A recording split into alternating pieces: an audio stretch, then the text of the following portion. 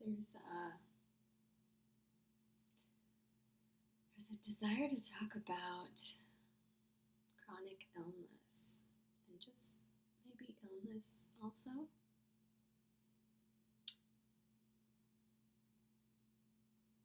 I've had a lot of chronic illness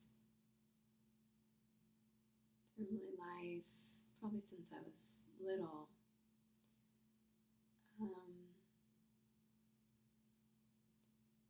and I just notice how much I learned from it and how much I continue to learn from it, to the point where I just actually feel grateful for it, which is a pretty major shift from the many years that I grappled with it and just really was on such a strong, powerful journey to eradicate the illness once and for all. And it's such a beautiful desire to do that. This love for life and for the body to be healthy, to have fun, uninhibited.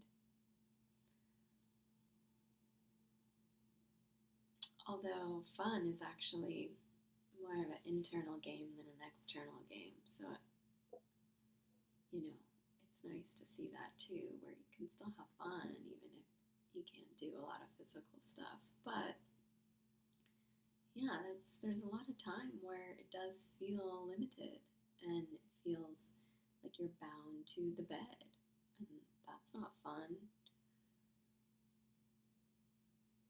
Although, if you really feel into it more deeply, more honestly,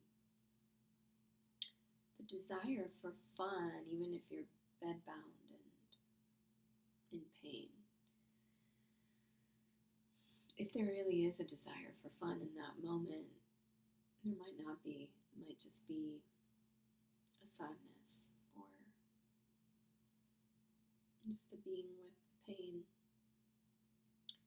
But underneath that, if that's felt without story, there is this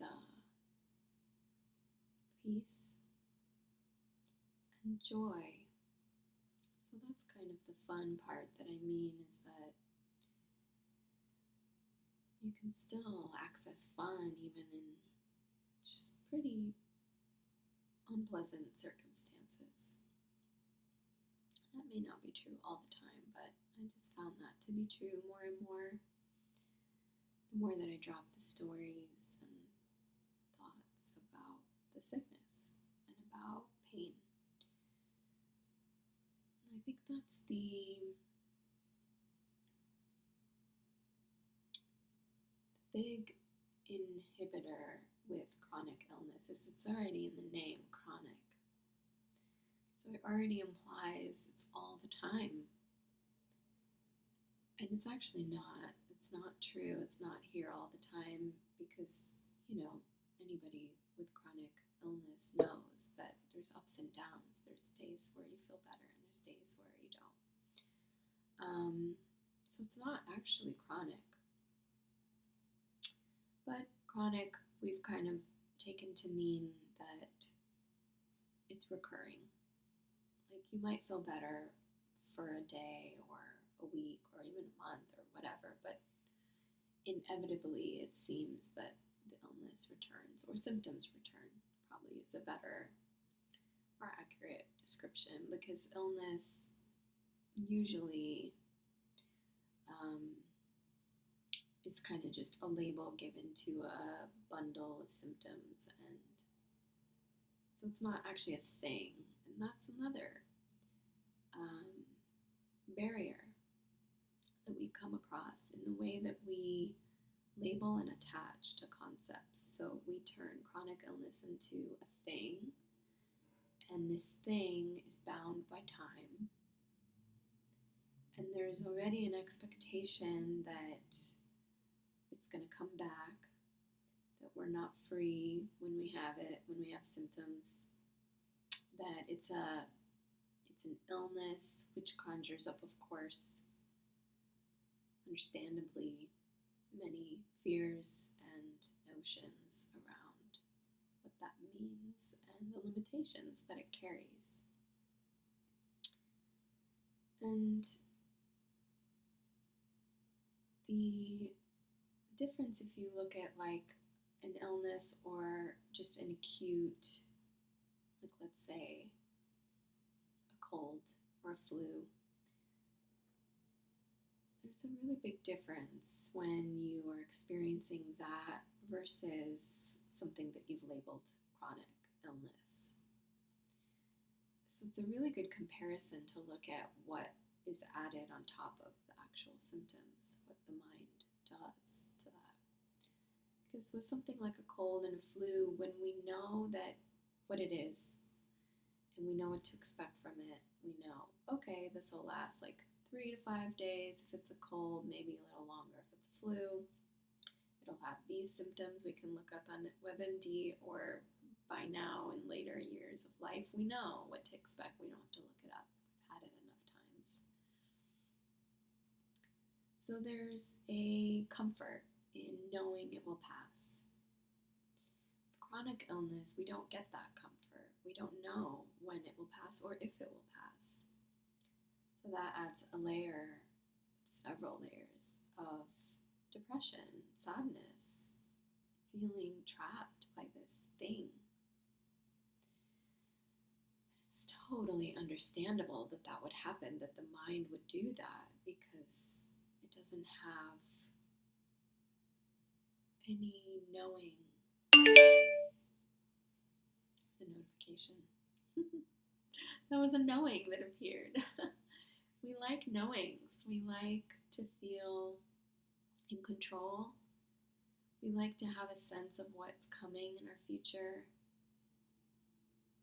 It creates an illusion of safety and of freedom, but the truth is there's no safety. Even if you didn't have the illness, you still don't know what will happen. You could get hit by a car tomorrow. You could fall in a ditch. You could, it sounds morbid, but because the chances of that are pretty low.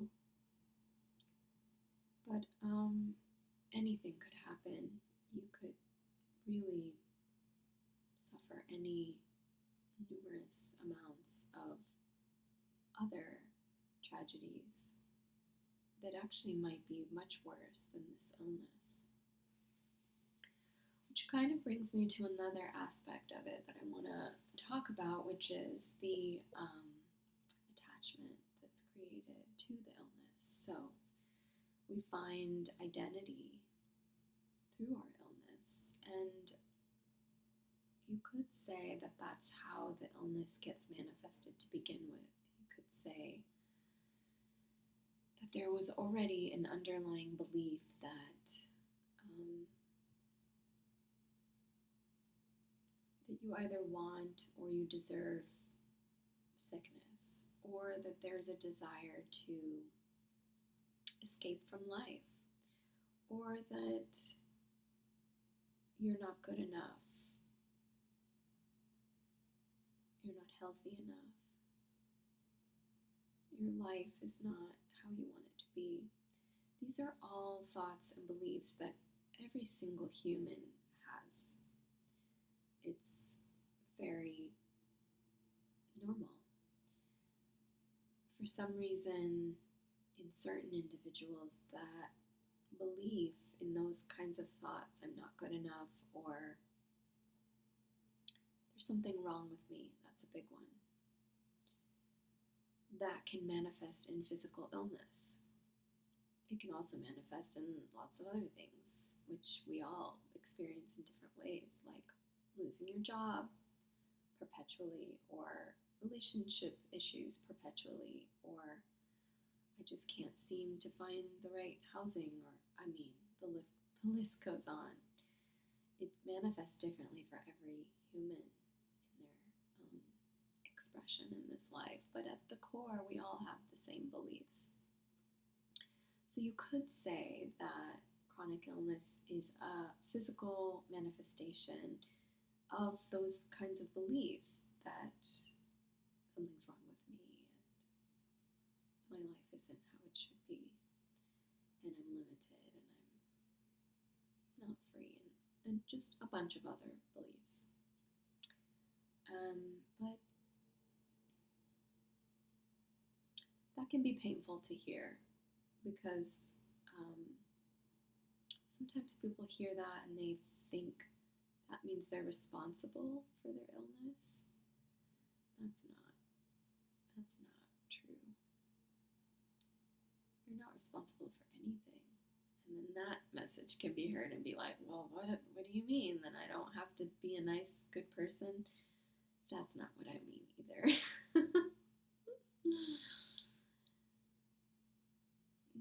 The issue is that you look for identity in thoughts and in your beliefs. And what you believe to be true is who you think you are. And so we attach to those beliefs and we create identity out of it in the same way that we create identity out of chronic illness. I am chronically ill. I am sick. I'm always sick. I'm trying to get better, but I am sick and I am on a journey to get better. And that might be true in the relative sense, but in a deeper, more true sense, it's not. Because you're not your thoughts and you're not your beliefs. Those can come and go. And if you have been on the journey, you, for a while, with illness in the body or mental illness, which tend to go together, mental health struggles, or maybe you've been on a spiritual path and you've come to see that you're not your thoughts, you are the observer of thoughts. And even that's not fully true because you're not really an observer, but because the observer is also seen and is also can be a thought.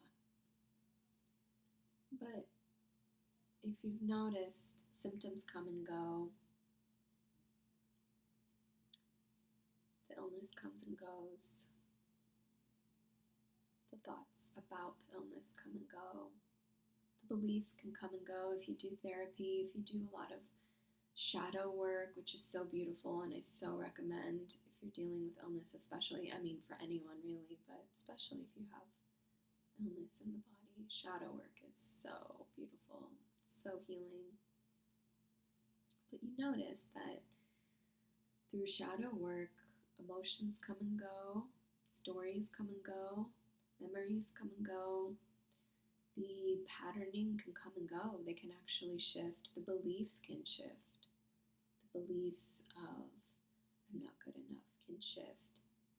I don't know that you'll ever get rid of a belief like I'm not good enough. That may always be built into the human body-mind mechanism. It may just be part of this operating system that keeps the body alive. So it's a good thing because I'm not good enough means I can get better and I can strive for more and better. And it's actually a really healthy mechanism. If we didn't have that, I don't know if we would be here in bodies and minds. I don't know that we would be able to have this experience without that completely. But what can shift is layers of that belief. So it tends to be that we'll meet certain traumas that held on to those beliefs and made them feel really, really real. And so what you can do is you can see through the illusion that you're not good enough because it's not fundamentally true. It is a mechanism. It is a recurring thought that seems to motivate the person to strive and achieve and do good things in this world, and it's kind of nice. But what's nicer is that the person is motivated by love and not by a fear and a lack. and by a feeling of not being good enough. So I may be wrong in saying that we need it. Maybe we don't.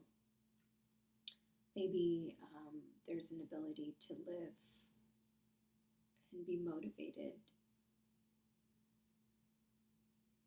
without the I'm not good enough. But I can't say for sure.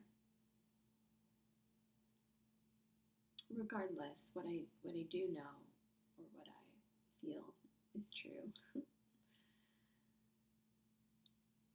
is that there can be a seeing through. From my experience, you can see through layers of this not good enough, or this something's wrong with me, I'm not well. In the body, it might be true for the body. The body might be unwell and might be having challenges. It's okay. It's really seeing through that that's not who you are, that you're not bound to whatever's happening in the body or in the mind, that you're the one that sees it. And so the one that sees it is also seen, and then that's just really pure emptiness.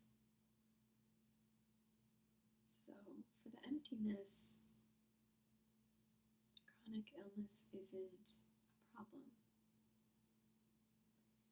Emptiness doesn't have any identification with form.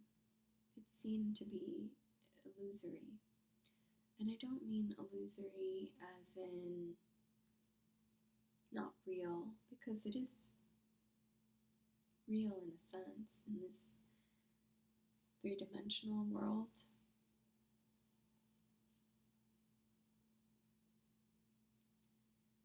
This world of duality, it does have a realness to it. So it's not denying that it's here, definitely not. If anything, it's the opposite. If anything, it's fully embracing that it's here. It's fully embracing the pain so much that you discover what's underneath the pain. What is the pain made of? And then it doesn't have time, doesn't have any relationship. It doesn't come and go. It's really here, now. It's really only ever here and now. And there's a full immersion with those sensations. Talking about like symptoms in the body, or you could do it with even thought. Just notice what thoughts are saying about the illness, or about how long it might last, or how it might feel. And then you can drop into the direct experience of what it feels like to have those thoughts. To have the thought, I'm not good enough, or something's wrong with me.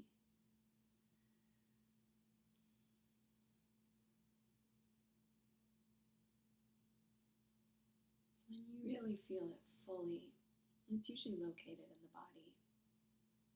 It could be in the heart, it could be in the belly. It could be different for everyone where it's located, but you really feel what's beneath those thoughts that you've been repeating, looping, believing about the illness. And when you don't have those thoughts, or when you can see through them without identifying with them, it's just pure freedom.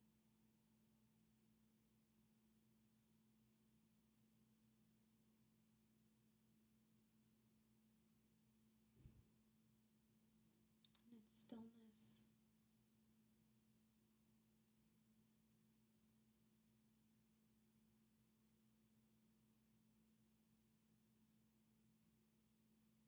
So there's a surrendering that happens to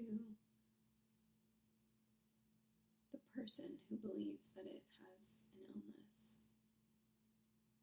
And the more that that gets surrendered, the more spaciousness there is, the more freedom, peace, really, really deep peace. It's who you are. It's the essence of your being.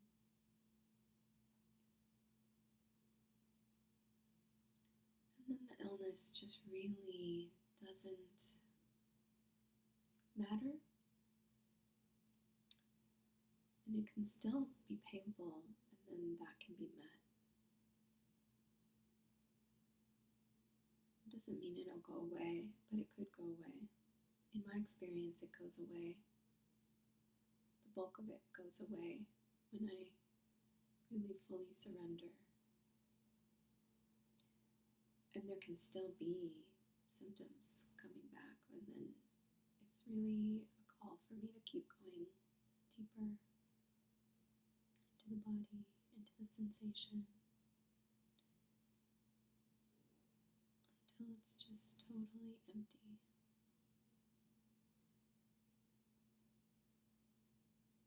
So in that way, I really bow to the illness,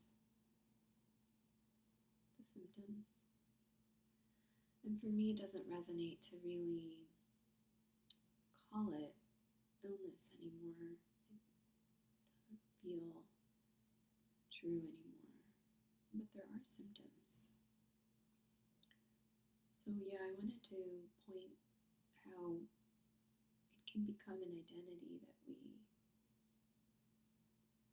cling to, which can create more suffering than the actual symptoms, and can elongate and perpetuate the symptoms. Whereas if we just meet the symptom in their raw form, however they're appearing in the body,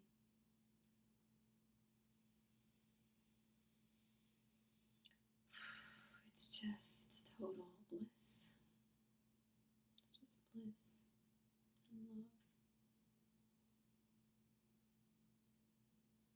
And it really feels like these symptoms are calling you to come home to your true self. So I just want to be clear, I don't promise anything from this message of illness disappearing or symptoms disappearing, because I don't know what will happen for you. I just know for myself, for my experience, that the deeper I surrender to what's happening in any form, whether that's challenges, even not health related, but especially health related, I just feel the potency, the signaling to come home to myself, and the deep peace that's here always waiting. And it just transforms the symptom for me. Even if the symptom is still there, it just doesn't feel personal, and it doesn't feel like a problem. It's allowed to be here. And there's a clear seeing of who I am that isn't touched by those symptoms. It's so freeing to see this and to know this. So this is what we've always wanted. This is the freedom we've always wanted. In seeking to get healthier and better, this is really what was sought after. It's available now, always now. So it doesn't have to be a long, arduous journey to get better. And it does seem like the body gets better from this, because, chronic illness is usually caused by stress. So the more there's a resting in this peace, the more the body is actually able to heal. And this is actually at the root of healing modalities, methods, even psychotherapy. therapy, this is really the root of it. Finding home and stillness and peace at the core of who you are. Some modalities highlight that more than others. Sometimes talk therapy doesn't really point to this deeper being as much, but maybe it touches into it here and there. So maybe there's some points after you just talk everything out so much that the mind can get quiet or emptier once you've kind of unloaded a lot, but other times it can just be a perpetual looping. So in that case, it's not helpful. But really, all modalities of healing point back to this piece of who you are, which is always here and always available.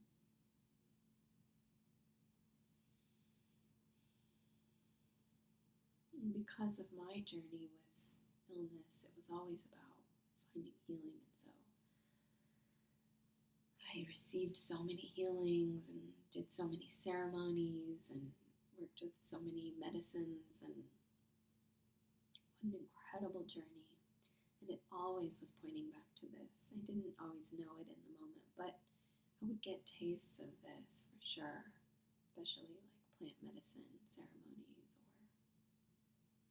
or just healing sessions when like a healer brings you into kind of like a hypnosis that feels so peaceful. And then you sort of feel like, oh, you lost it when you come out of it, when you come out of like a trance or like a deep medicine journey. But the beauty of this is discovering that you can never lose it. It's who you are. And that's just the most beautiful part. It's the most beautiful freedom to know that you don't have to do anything to get this peace. You really, really don't have to do anything. It's the stopping of the doing. It's the stopping of the trying to get something. It's so beautiful. So on my personal journey of healing, I received certifications, becoming an energy healer and sound healer and a bunch of other certified practitioner things that I then started offering to others. And I noticed it was like, gosh, we would just go into this beautiful space together, deep peace, and people would transform in front of me. It would be a night and day experience for both of us. And then it became clearer and clearer that it was just coming deeply into presence. That's all it was. That's all the healing was doing. That's all whatever the modality was, energy, this, that, was always just coming back to stillness. And that's what did the healing. That's where the healing occurs. And so when working with people, I really invite them back into this place that isn't dependent on a healer or healing or a method. It's really, really always here. And so I love to work with people to just find that. It's not even find that isn't fully accurate because it's not lost and you don't find it, but it can appear to be that you don't remember how to come back to yourself. And so I love guiding people home to themselves. It's the best medicine to drink from the well of who you are and to be connected to that always, no matter what's happening. And sometimes that can look like maybe I use some tools like sound healing. I'm a singer and I love singing and I love using my voice to bring in a frequency of this, always an expression of this peace and love and joy. So beautiful.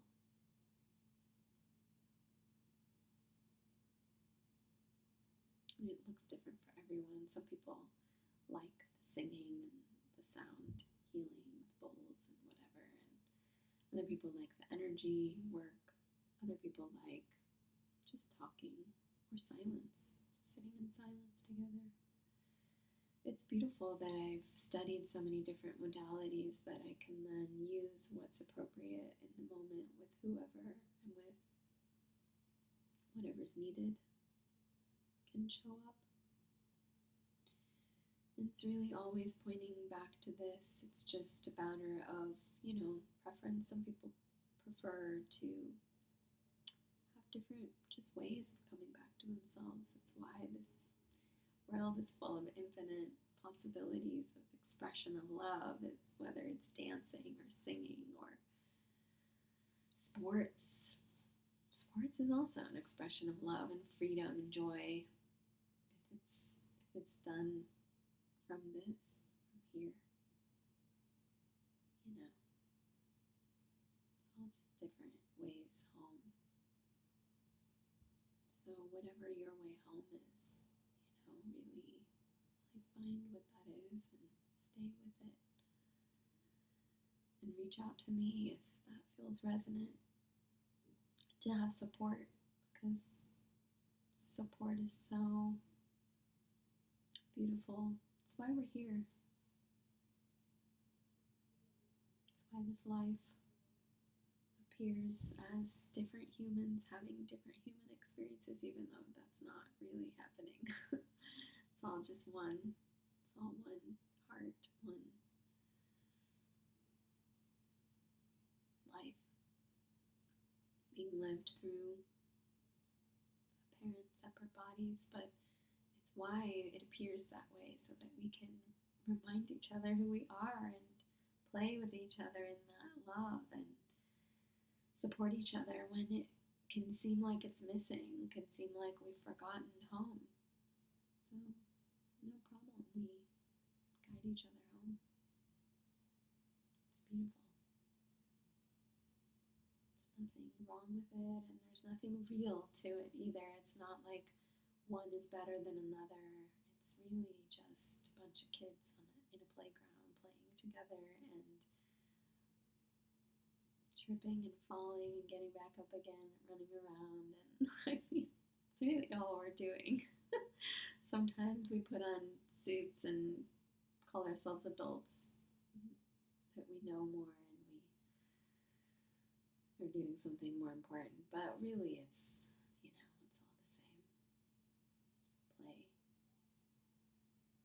fumbling our way through life, love.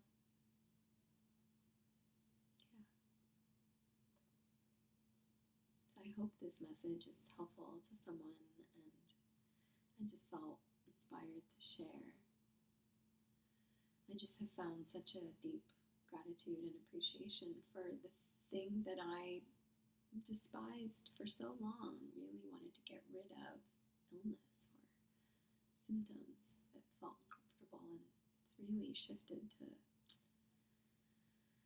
deep bowing and humility that comes from these appearances just wanting to bring me back home to myself. So much humility. So grateful for that humility, because we can really get caught up in the ego and the striving and the imagination of getting somewhere and achieving something and being better than other people who haven't, or being better than our past selves. And it's just not true. It's amazing that we have a world where we can play and do cool things. I mean, why not? Enjoy it. It's There's nothing wrong with it, but it's definitely not true that anyone's better or worse than anyone else, or for achieving or not achieving. It's just not true.